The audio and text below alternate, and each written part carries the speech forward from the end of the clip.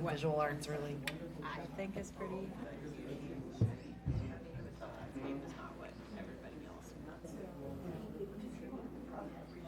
Natural, like.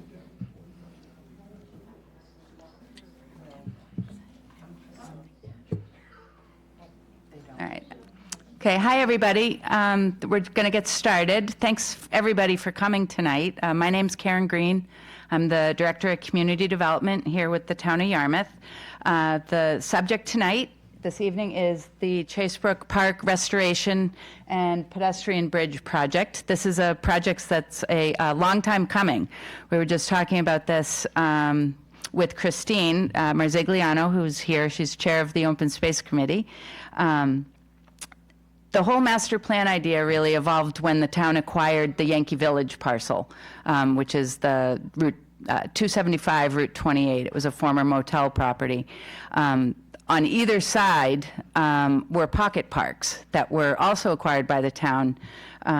The 261, which is the farthest west, that's currently known as Chasebrook Park, that was done in 1997, and that was done through our land bank and also through some donations that were made from private citizens. On the east side is 281 Route 28, and that's the Mill Creek Park. That was acquired in 2008 and housed the it's called the 1750 house. It was a standalone historic house that unfortunately fell into disrepair so poor that it couldn't be saved. It's interesting because to me, and this is a really special project because I think it's really interesting that we're taking these commercial properties that are on Route 28 that are located in just such an extremely beautiful location on the water, and we've kind of undeveloped them. It's not a real word. We looked it up, so we've kind of coined the phrase, I think, undevelopment. But it's nice because I think we're really returning back to the old Cape Cod and opening up the vista. And it's great for residents. It's great for visitors who generally we hear over and over through some of our consultants that come in. You know, and I'm talking over many years, that you can drive up and down Route 28 and not necessarily know that you're right near the water. And so by opening up the vista, it's a reminder, and it just really, I think, elevates the quality of life for everybody. So welcome. Thanks again for coming. We did bring a sign-in sheet. If everybody would be so kind, if you haven't signed in, sign in before you leave. There is a spot on the sign-in sheet to let us know if you require interpreter services. We're very lucky. We have Matt Pereira, who's an intern with our engineering department and also here tonight to provide some interpreter services if needed. By way of introductions, so from the town, Nate Wetton is our senior project manager. He works in our engineering department. He's not able to be here physically tonight, but he is on Zoom with us. Brittany DiRienzo, our conservation administrator, and Karen Green, that's me. We have a partnership going on in terms of our consultants, and we have two firms. We have Crawford Land Management, and they're represented tonight by Angela Tanner, and they are working with Coastal Engineering, now Ty and Bond, and we have Catherine Ricks, who's the project manager for the entire contract, and Jen Layton Gracia, who's a project planner. What else do I have for introductions? So with that, I'm going to turn it over to Catherine. We're going to run through the presentation. There's actually, I'll go back a little bit because there is an agenda on the right-hand side. So we've done the introductions. Catherine's going to walk through the project overview, the goals, and talk about the existing and proposed conditions.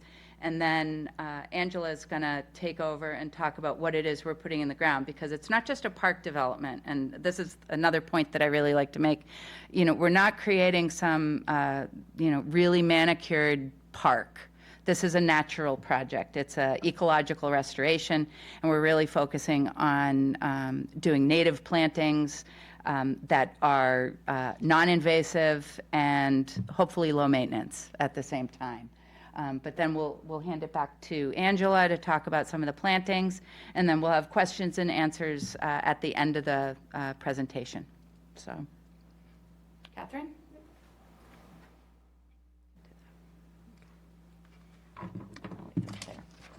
Good evening, Catherine Ricks with Ty and Bond. So I am going to go over some of the project. So the goal of this project is to create a single continuous waterfront park that restores the important natural ecology of the area and provides a beautiful space for residents and visitors to enjoy. The project is a model example of undevelopment, ecological restoration, and improvement of the scenic vistas to Lewis Bay. So the overview of the entire project is connecting all three parks now that the town of Yarmouth owns the three parcels. So we're going to start at the westernmost property, which is the Chase Brook Park, which is an existing park. There is going to be no change to the parking area on this one, but there are going to be updates to the existing picnic area, the pathways, and then there's going to be invasive management and native plantings, but that'll be more in detail when Angela discusses it. The overlook that is on the property is not going to be changed. In order to connect Chase Brook to the former motel property, which is the center lot, see if that worked. So this shows you out to the overlook and the proposed work with the different pathways. In order to connect it to the former motel lot, we are going to build a minimal structure there, minimal, more natural looking pedestrian bridge that will cross there. In this, the bottom right is a rendering kind of showing where we propose the bridge to be. And the top right is an example of the bridge that's a prefabricated timber bridge. So the timber is so that it can look pretty natural in there and not stand out from all the work that's being done on the native plantings. So next we go on to the middle lot. That was the former motel that was there. In this slide we have the picture of the motel when it was there, and it was purchased by the town. And you can see a couple aerials of what it was in 2019 prior to it being demolished, and then when it was demolished, and it's a pretty open site and since has been overgrown by a lot of invasives. So this is more of the proposed and the demolition of it. Going from that onto the property that's the most eastern lot, which is currently Mill Creek Park, there are going to be pathways that go from around the former motel lot, pathways and some native seating, some natural seating, and then a pathway that will continue on to the Mill Creek lot and connect to pathways over there. The parking, again, is not going to be changed on the Mill Creek lot. We're just going to update the pathways and update the vegetation on the site. We're not changing the overlook. The only other item on Mill Creek that is potentially going to occur is there's a scarp right underneath the overlook. So we want to put some biodegradable fiber rolls in there to help assist in supporting that bank and reducing the erosion that's along the bank there. I think from there, I'm going to let Angela take over more on the invasive species management and the natural vegetation.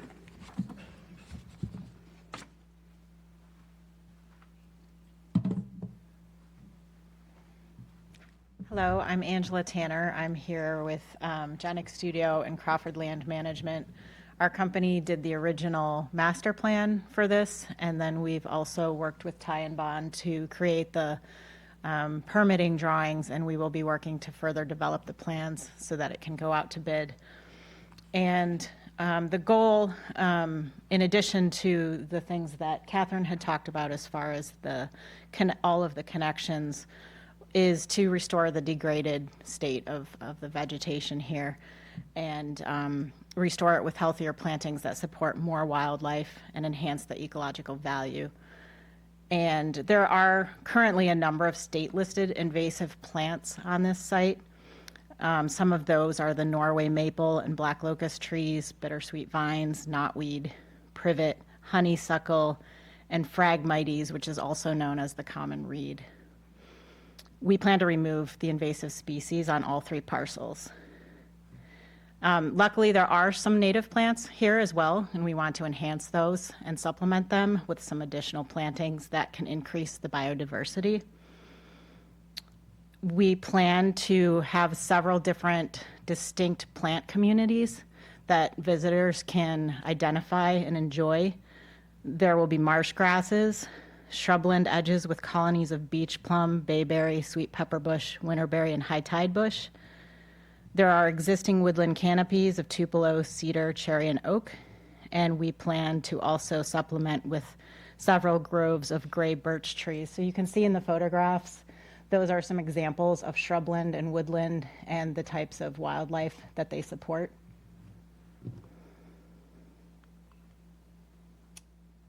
There will also be some open areas to enhance the views and allow for different types of wildlife to also be supported. Meadows are great for supporting pollinators and insects and the birds that eat them. So there will be some open grassland areas and then some drifts of wildflowers so that you can have some seasonal interest all throughout spring through fall. There will also be some lower growing no-mow fescue areas, which are going to be places where people can inhabit those areas as well.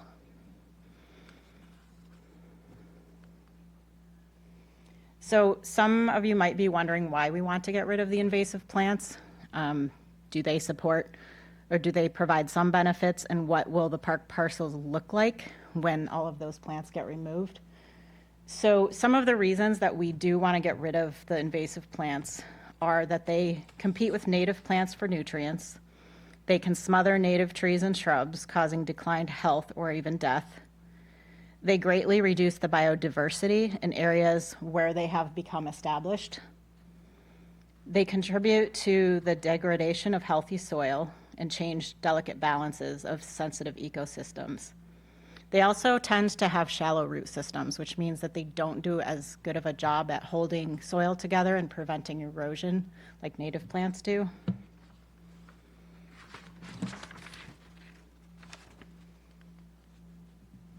Sorry, those bottom examples, the one on the left is actually one of the park parcels. I think it's the Mill Creek site. And the other two are just other examples of invasive plants that have overtaken native habitats.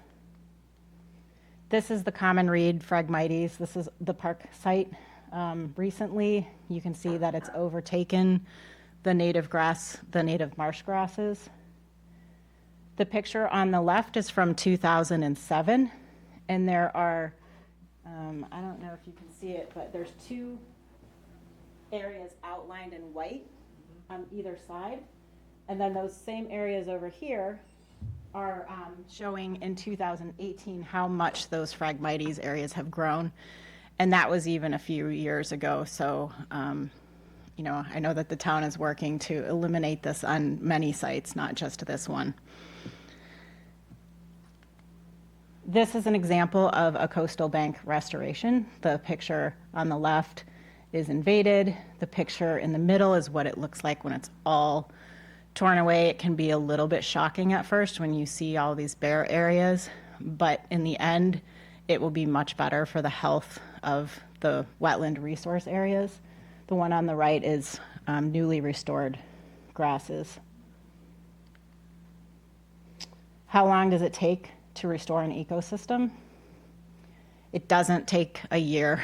It definitely doesn't take 2 years. It usually takes at least 3 years to fully establish the ecosystem, and then there will be some ongoing maintenance because a lot of the invasive species, if they're not monitored, they can come back and start to take over. But if they're monitored regularly, usually you can keep them under control. So why are we choosing native plants instead of some other kind of non-invasive gardening plants? We are choosing native plants because they're more adaptive to their native regions. On Cape Cod, they often tolerate salt spray, unpredictable winters, tough soils, wind, drought, and flooding.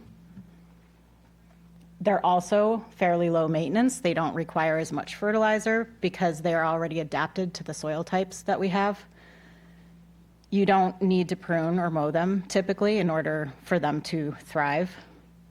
Their deep root systems makes them drought tolerant, so you don't need to irrigate them as often. And they also have dense root systems that help prevent weeds from coming back in once they're fully established. They're also critical to our native wildlife. Most insects, including bees and butterflies, evolve with specific host plants. So their larvae, for example, caterpillars, they cannot survive without the host plants. And almost all terrestrial birds need insects in order to feed their babies. And they typically eat the native insects that feed on native plants. Most of our mammals also prefer to eat the native plants and insects, so it's really important if we want to continue to enjoy the wildlife of our region to plant native plants. They're also superheroes in the landscape because they help control erosion, they protect water quality, their deeper, denser root systems hold soil in place, absorb water runoff, and they also help filter and clean the rainwater before it reaches the wetland resources. This is a picture of many of the different types of wildlife that you could expect to see in a place like this. They provide cover, food, and nesting habitat. And finally, a very important reason to plant native plants is they make up the character of Cape Cod. This is the place that we all know and love, and this is what it looks like. And this park can become part of that special character. And then who's doing the permitting? I'll turn it over to Catherine.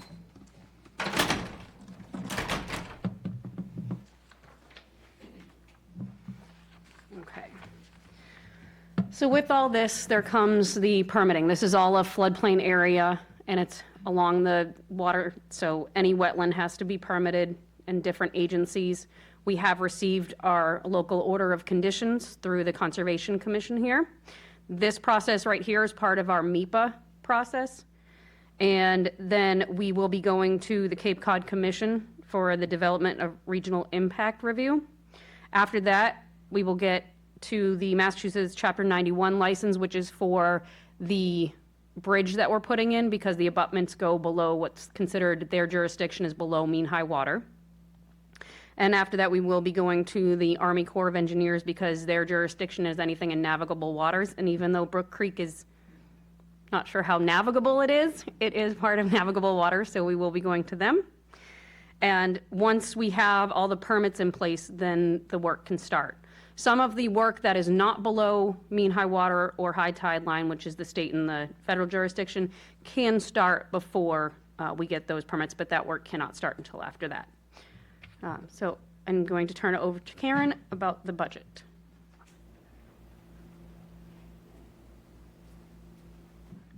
Thank you.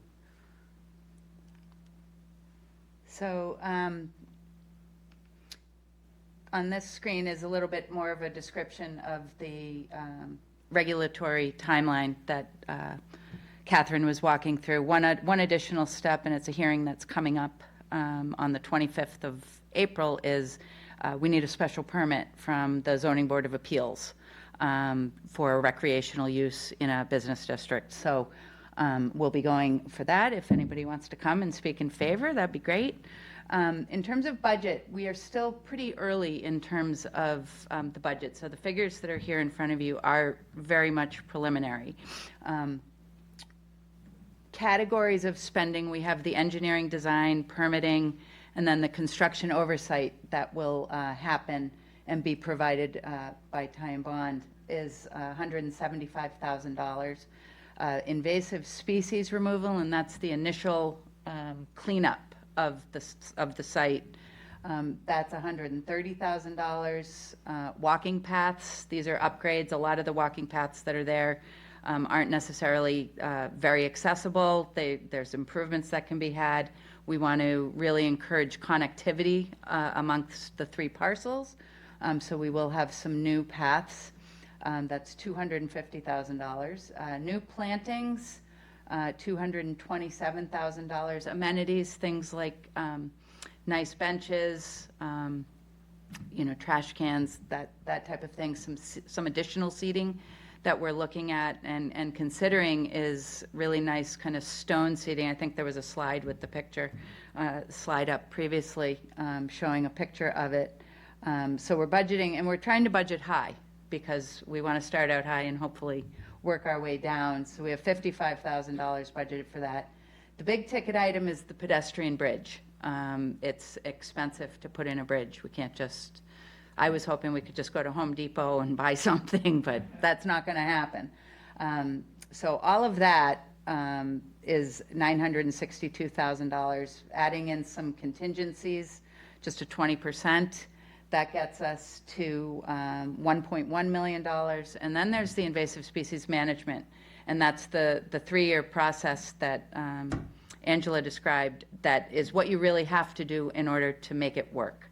We can cut it down. You can drive around town right now. There's a spot down on Run Pond, right on South Shore Drive, where it's the very beginning. It's been mowed. It looks dynamite, but they're going to have to come back and keep treating it to make it stick. So right now, the overall total estimated project cost is almost $1.4 million. We do have some CPA money on hand that was allocated for the Yankee Village acquisition originally. I think we can use that just towards the Yankee Village parcel. We'll be needing to talk to CPA about kind of revisiting the topic. Nate Wetton from the DPW is kind of pushing us, keeping Brittany and I going, reviewing grant applications. He's already started looking at applications, submitting letters of interest. I don't know, I'll ask Brittany to, or Nate's online if anyone's interested. We recently, just this past week or last week, applied for 2. One is through a SWIG program, and then I forget what the other was. Restore America's Estuaries. So we're looking everywhere. So hoping to offset some of these costs. Not cheap. So with that, just it's a good time for questions. If anyone has questions, we can walk around with the mic because we are on TV, so we need the microphone for questions, and then we'll open it up to the team to answer any questions. Did I miss anything? No? That's it. All right. Does anybody have questions? You want to do that? Thanks.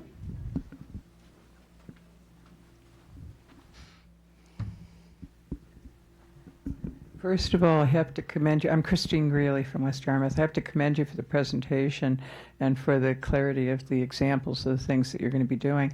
I just had a thought, because of Cape Tech's horticultural program, we've looked at them, in the past about there's certain things they can do with invasive species removal. They can't do the final chemical treatment on the Phragmites, but they can do some other things, including plantings and things like that. So it might be worthwhile to see if they might be interested in, doing some work on this, because of the fact that it's going to be quite a remarkable restoration project and be quite, I think, memorable when you get done. It's going to be quite a beautiful area.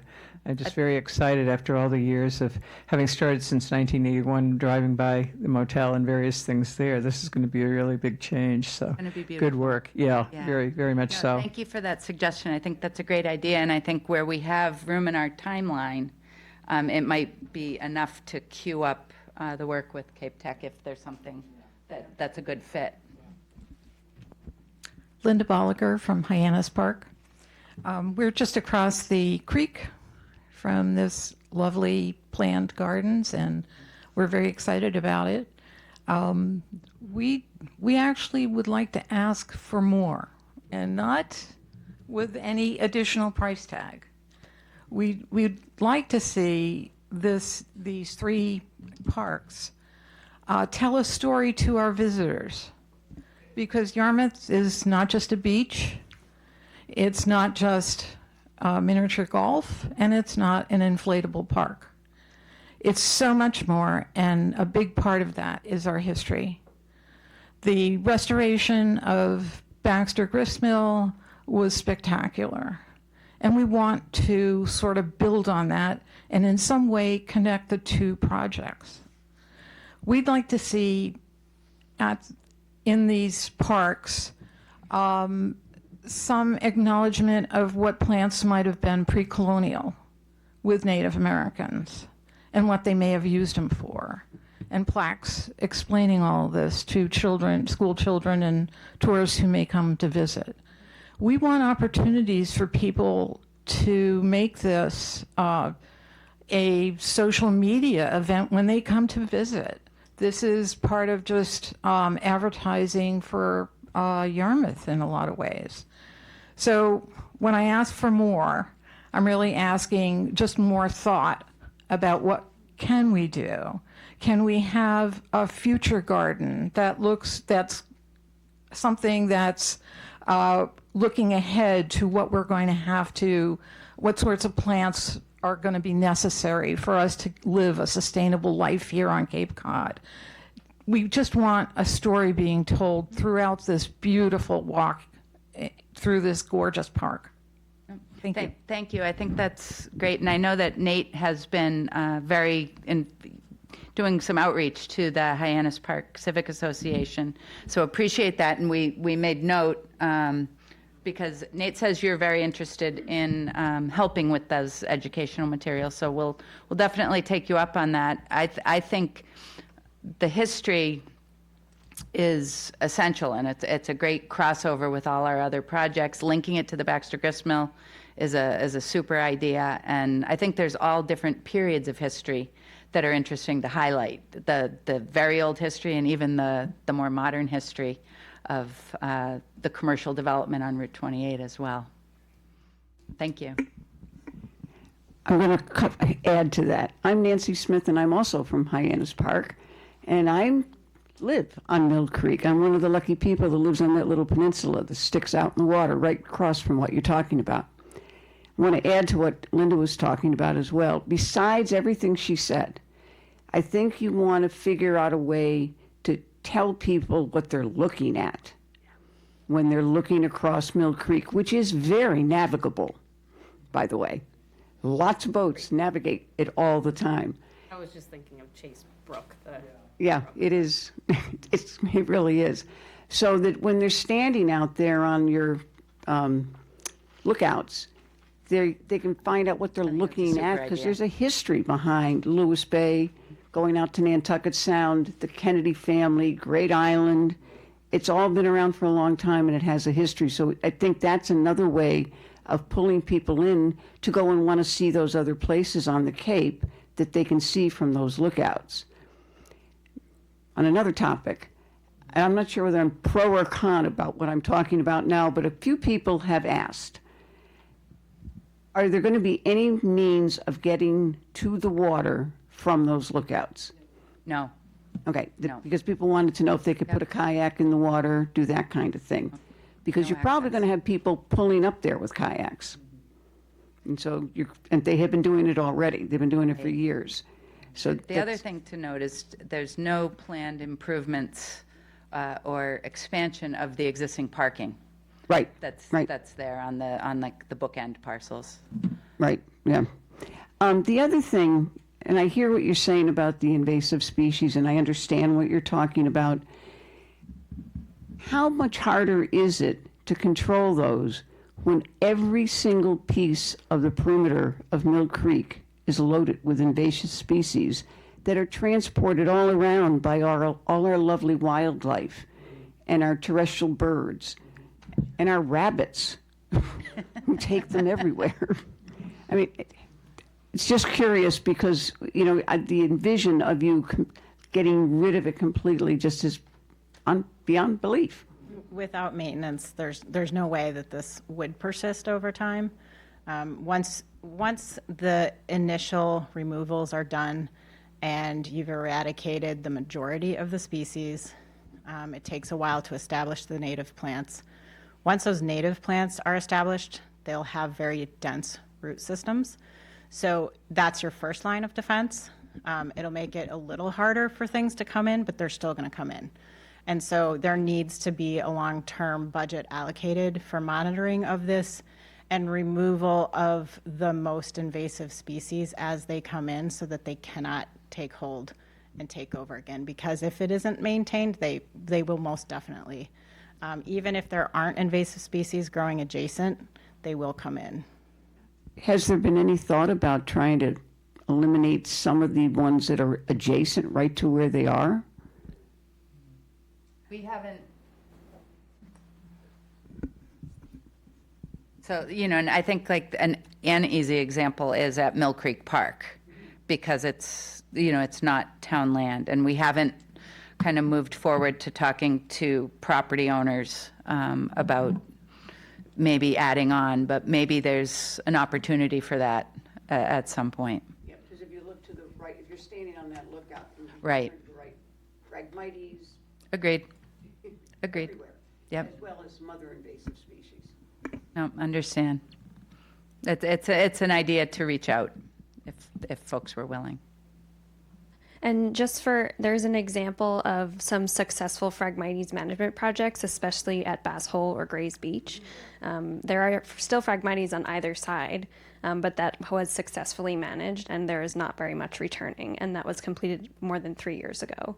So there are ways to fight it, and once it's been established and removed, once you stay on top of it, even we've gone a couple of years now without managing it at Bass Hole, and it's still looking pretty good. So. I just wanted to sort of emphasize one of the things that Nancy had brought up, and that is the possibility of people bringing kayaks or whatever to launch. My concern would be children who might want to get into the water. We have to acknowledge the fact that at Chase Brook there is a PFAS hotspot, and I don't know how we're going to deal with that in terms of telling people to stay out of the water, but that's basically what we will need to do, is to let people know that they're not going to be welcome in the water.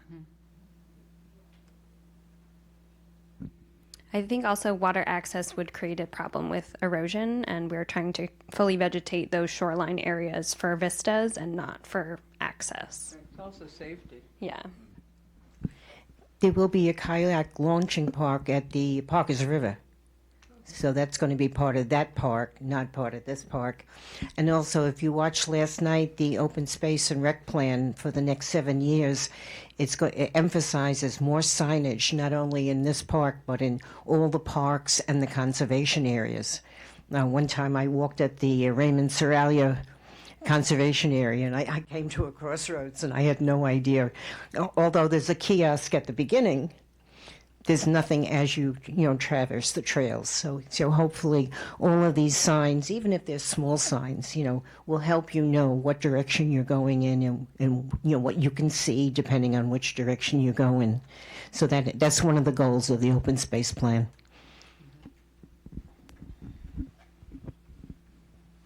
Does anyone have any other questions?